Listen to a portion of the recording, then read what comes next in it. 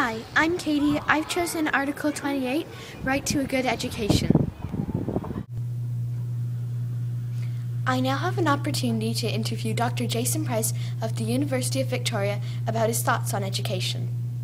What conditions are necessary for a good education to be provided to all children? That's a great question. Like all your questions are wonderful.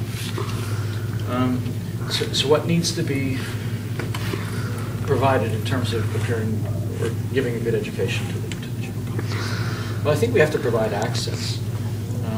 And access here in this age of technology means that we need to provide equal opportunity for all children, all adults, to be able to access information digitally, virtually, but also in terms of brick and mortar information.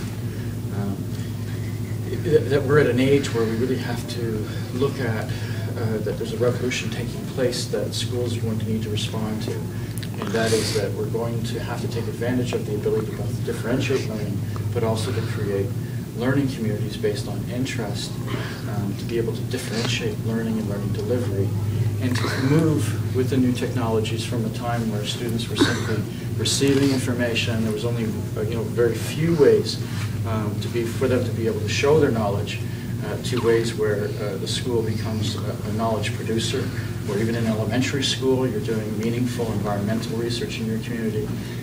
You're exploring opportunities in association with your local town government. You're working with local fisheries organizations. And it's a school where we actually bring real problem solving, the real interests of the people in the community to work. And this is something that we've seen transforms communities, and it's something that I've explored in association with groups like Harvard University, with Fine International Schools, as well as establishing schools for marginalized indigenous people. And we've seen how it works.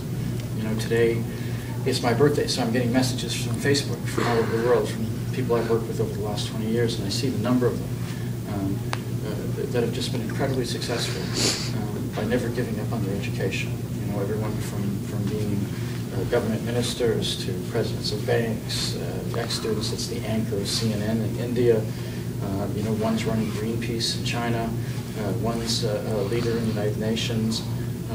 And they've all flourished from this ability to be able to access information, be creative, and to look at education as something that takes place all times, 7 days a week, 24 hours a day, 365 days a year, and it's something we have to share and we all have to take responsibility for.